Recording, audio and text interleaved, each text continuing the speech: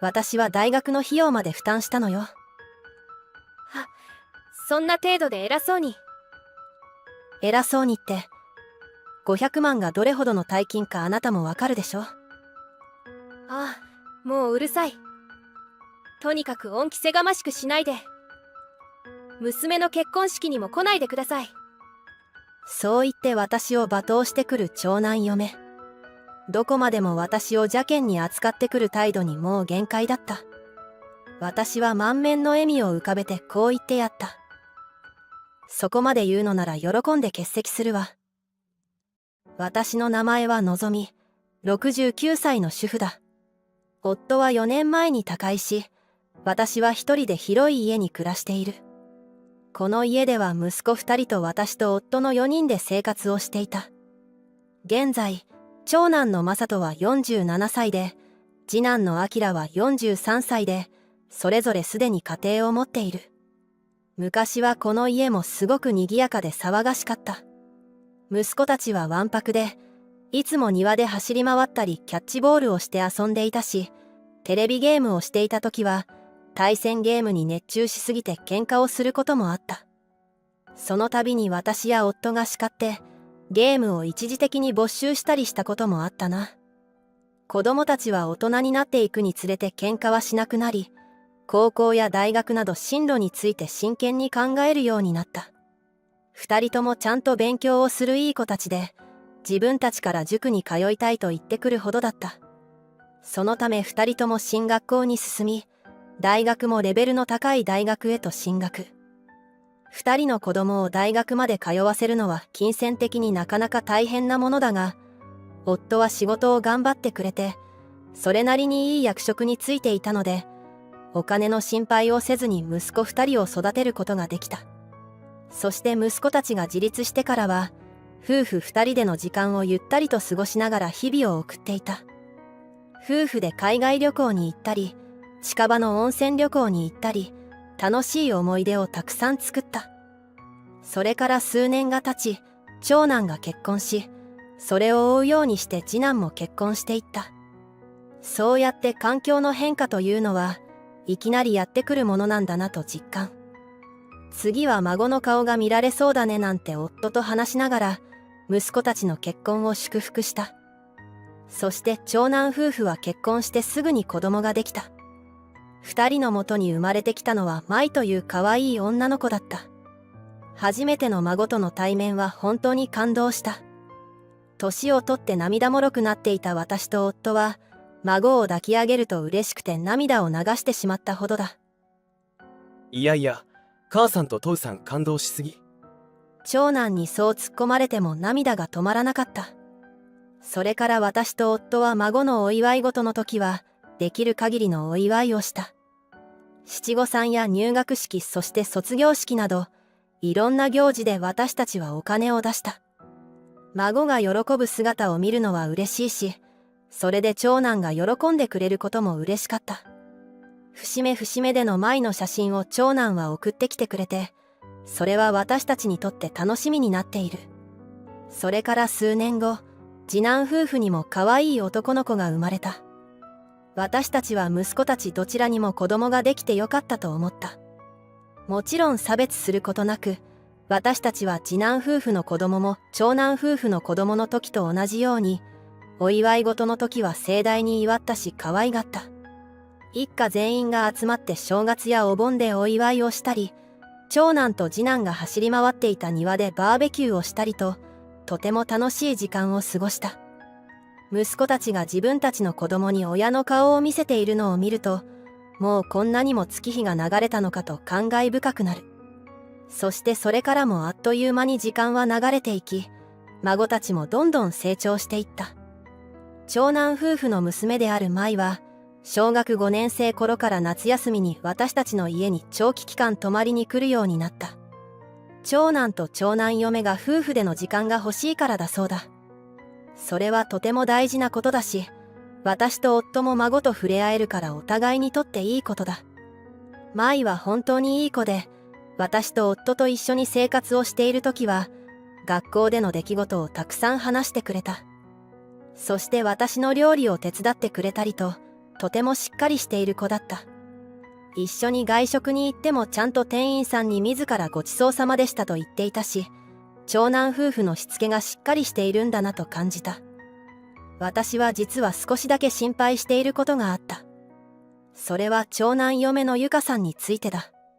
ゆかさんは基本的にはいい人なのだが、少し性格に難ありというか、気難しいところがある。地雷がどこにあるのかわからず、ふとした発言に異常に噛みついてくるなんてこともあった。あれはいつの頃だっただろうか。私が昔、長男嫁に、ゆかさんは働かないで専業主婦でいるのと何気なく聞いたことがあった。私としては単純な会話というかただの質問で深い意味はなかったのだが、長男嫁はその時私のことをきっと睨みつけてきたのだ。専業主婦じゃ悪いんですか？え、女も働かないといけないとか思ってるんですか？お母さんだって専業主婦ですよね。私にだけ働けとか言うなんておかしくないですか？私が何も言っていないのに、矢継ぎ早にそんなことを言ってきて私は焦ってしまった。別にそういうことは言っていないわよ。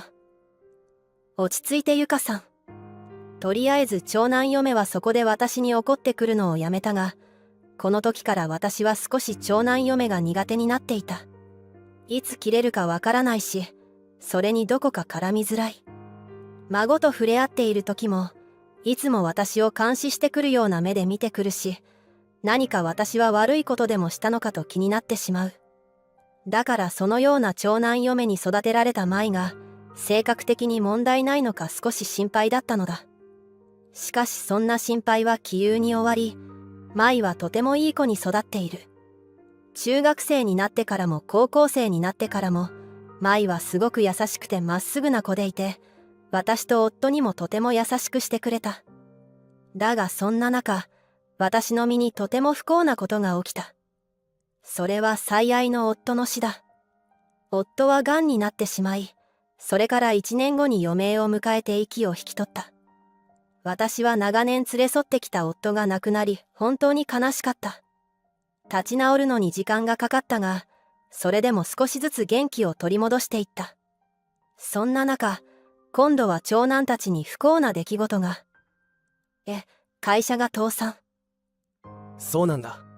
それで俺は今無職になっちゃって。なんと長男が働いていた会社が不景気によりいきなりの倒産。それで長男夫婦は私にある頼み事をしてきたのだ。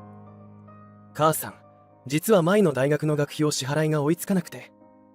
本当、こんなお願いをするのは申し訳ないんだけど、入学金と今年分の学費を援助してもらえないだろうか。お母さん、どうかよろしくお願いします。私たちを助けてください。娘が行きたい大学に合格したのに、通わせられないのは心苦しいんです。あの長男嫁も私に頭を下げてお願いしてきた。もちろんいいよ。可愛い舞のためならいくらでも援助するよ。私はそう言ってすぐに大学の入学金と初年度の学費を長男に渡した。母さん、本当にありがとう。この恩は一生忘れないよ。いいんだよ。困った時はいつでも頼りなさい。その後、無事に舞は大学に入学することができたようだ。舞、大学は楽しいかい？うん。すごく楽しいよ。お友達もできたし、授業もすごく面白いの。そうかい、それならよかったよ。孫が喜んでくれているのを見て援助してよかったなと思った。そして長男からも無事に再就職できたという連絡を受けた。母さんに出してもらったお金、ちゃんと返すから。いやいや、いいんだよ。あれはあげたお金だから。それよりもお金を貯めて、無職で大変だった期間を補填することを考えなさい。ありがとう母さん。とりあえず全てが丸く収まってよかった。そう思っていたのだが、それから約1年近くが経った頃、なんと長男嫁が一人で家にやってきた。一体どうしたの？ゆかさんが一人で来るなんて珍しいじゃない。ちょっとお母さんにお願いがあるんです。何かしら？実は今年も大学の費用の援助をお願いしたくて。え、マサトは再就職できてちゃんと働いているんでしょ？学費はもう払えるんじゃないの？それが再就職なので給料がかなり減ってしまって。そうなの。そんなことは言ってなかったけど。きっとお母さんに心配をかけたくなかったんだと思います。そうなのね。確かに長男ならあり得ることだ。長男は責任感に強く、何でも自分で抱え込む癖がある。舞の大学の入学金と初年度の学費については、きっと本当に限界だったから私を頼ったのだと思う。そして再就職してからは、これ以上私を頼ることはできないと思っているのだろう。今日もマサトさんには秘密にした状態で来ているんです。マサトさんは自分一人で何とかすると言っていますが、私たちの老後の資金とかを貯めることを考えると、やっぱり厳しいのも事実で、そこでまたお母さんに援助をお願いできないかと思いまして。そう言って頭を下げる長男嫁。私は少し悩んだが、今年度も援助をすることにした。いいわ。お父さんの遺産も残っているし、何より舞のためだしね。可愛い孫のためなら私はいくらでも出してもいいと思っていた。だから長男嫁からお願いされた金額を援助した。ありがとうございます、お母さん。あ、このことはマサトさんには内緒にしてもらえますか？きっと責任を感じて悩んでしまうと思うので。そうね。わかったわ。本当にありがとうございます。それから長男一家は何度か実家である私の家に来たが、長男も舞も楽しそうにしていて、問題なく日常を過ごしているようだ。だがそれから1年後、長男嫁は再び私のところに学費の援助のお願いをしてきた。マサトはまだ収入が上がらないの？はい、そうなんです。賃貸のマンションの家賃もそこそこ高くて、生活が厳しいんです。恥を承知でまた援助をお願いできませんか？私はこの頃からだんだんと感覚がおかしくなっていた。長男嫁を疑うことを忘れて、学費を普通に援助してしまった。長男と孫の舞が幸せに平和に過ごせるならばそれでいいと、安直にお金を渡してしまっていたのだ。多分実家に一人で暮らしていて寂しい思いをしていたのもあると思う。人の役に立つということが、自分の心の寂しさを埋める手段の一つになっていたようだ。だがその翌年も長男嫁は私に舞の学費を要求してきた。この時はさすがに頭を抱えた。そんなにお金に困ってるの？年金暮らしのお母さんにはこの不景気の影響がわからないんですよ。そう。私たちは本当に切羽詰まってるんです。舞だって就職なんだし、ちゃんと大学を卒業できないと今後どうなるか。そう言って長男嫁は泣き出した。ちょっとゆかさん落ち着いて。わかったわ。援助するから安心してちょうだい。ありがとうございます、お母さん。こうして私は結局、舞の大学の学費をすべて支払ったことになる。その額は500万にも上る。正直結構な痛手だが、孫の将来のためならいいかと自分を納得させた。おばあちゃん、私、大学を無事に卒業して就職も決まったよ。舞、おめでとう。舞が一生懸命頑張ったからだね。ありがとう。でもおばあちゃんのおかげだよ。え？おばあちゃんが大学の入学金と初年度の学費を出してくれたんでしょ。お父さんの働く会社が倒産して大変だった時に、おばあちゃんが助けてくれたってお父さんから聞いたよ。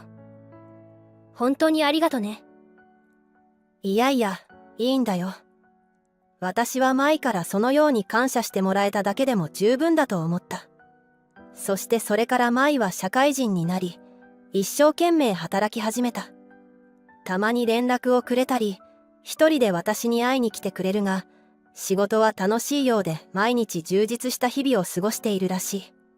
夫が亡くなり、一人寂しく暮らしている私にわざわざ会いに来てくれるのは本当に嬉しいし、舞は本当にいい子だと思う。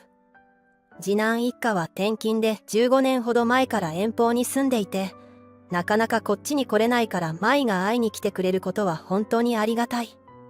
そして舞が働き始めて2年ほどが経った頃、ある日私の家にやってきた。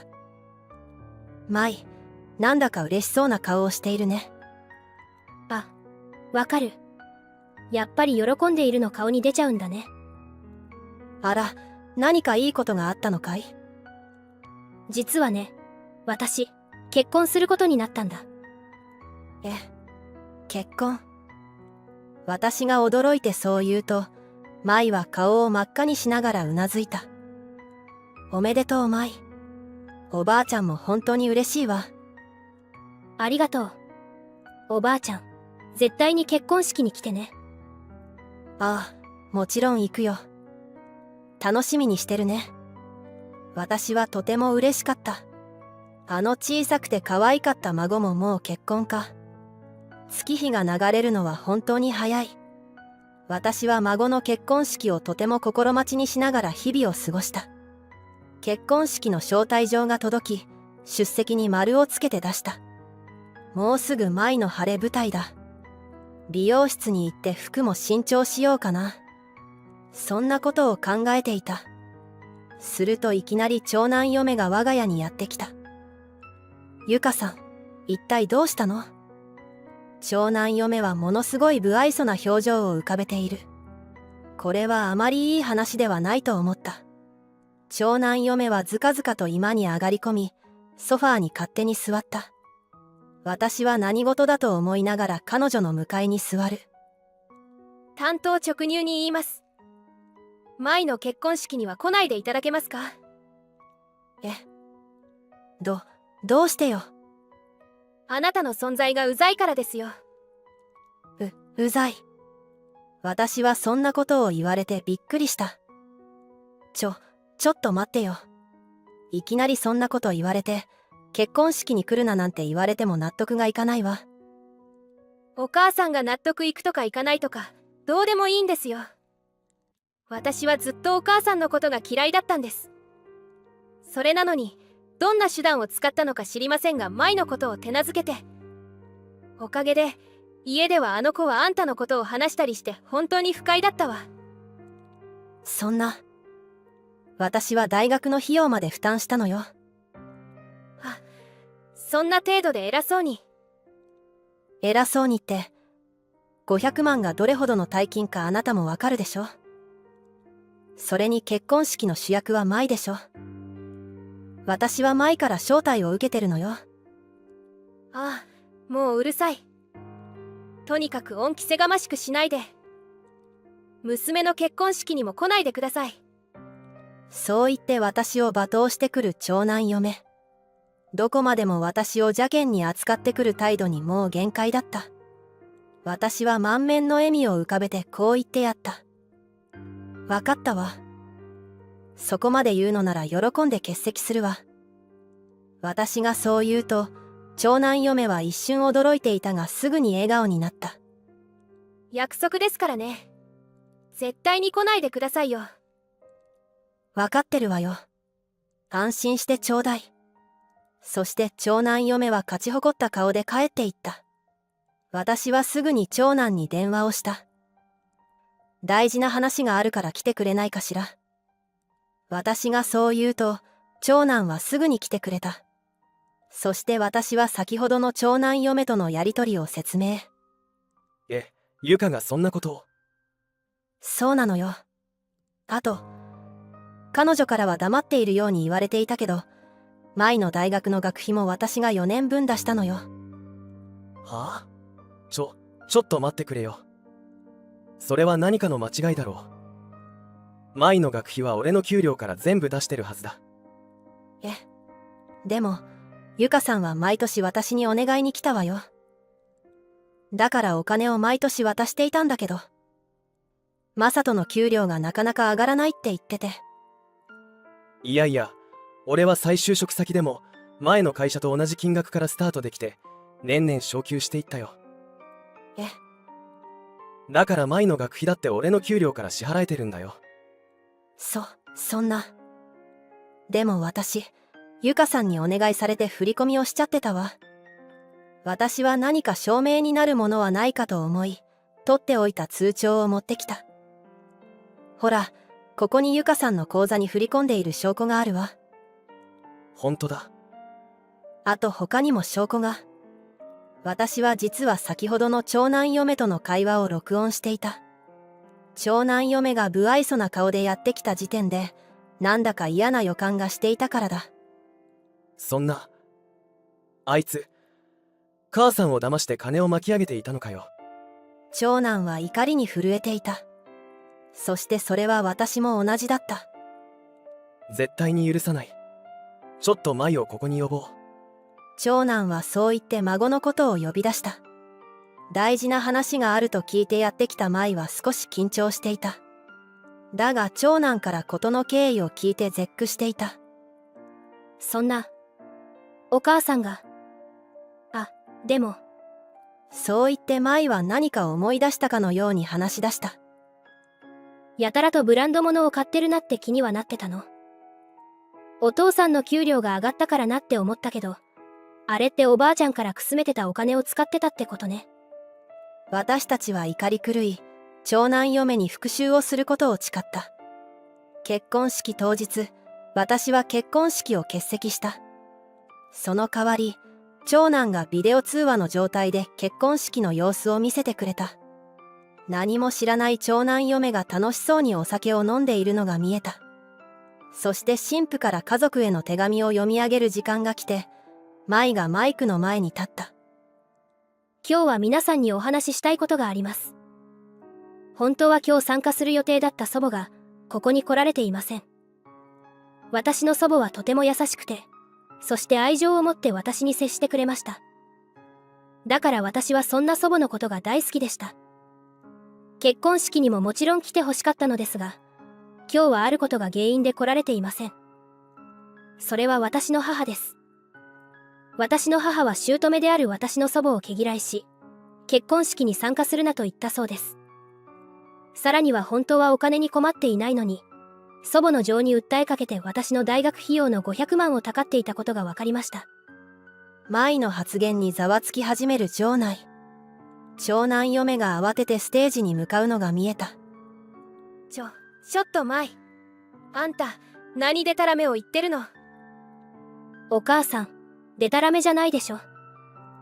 こっちにはちゃんと証拠があるの。そしてお母さんがおばあちゃんから奪ったお金で何をしていたかもね。お母さん、私とお父さんに隠れて不倫してたんでしょ。何を言ってるの？隠しても無駄だよ。興信所で調査してもらって証拠もゲットしてるから。お父さんはお母さんと離婚して慰謝料をもらうって。そしてその他におばあちゃんから盗んだ500万のお金も支払ってもらうから。そんな。みんなが注目している中でその場にへたり込む長男嫁。ここまでの大人数に不倫の事実を知られてしまっては、もう生きてはいけないだろう。その後、舞は会場の人たちに謝罪し、高級ワインを一杯ずつ皆さんにプレゼントして堂々と自分の席に戻っていった。長男嫁は逃げるようにして会場を去っていっていた。私はざまあみろと思いながら、ビデオ通話でその様子を見ていた。それから長男夫婦は離婚し、長男はゆかさんと不倫相手に慰謝料を請求。そしてさらに私から巻き上げた500万も請求。そのためゆかさんは計800万もの借金を抱えることになった。現在はバイトを掛け持ちして必死になって働きながら借金を返済しているらしい。本当にいい君だ。一方、私は長男と実家で一緒に暮らし始めた。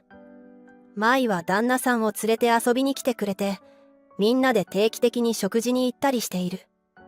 これからも私は長男や舞、そして次男夫婦など自分の家族を大事にして、残りの人生を楽しく生きていこうと思う。ご視聴いただきありがとうございます。本日の物語はいかがでしたか？チャンネル登録よろしくお願いいたします。では次の物語でお会いしましょう。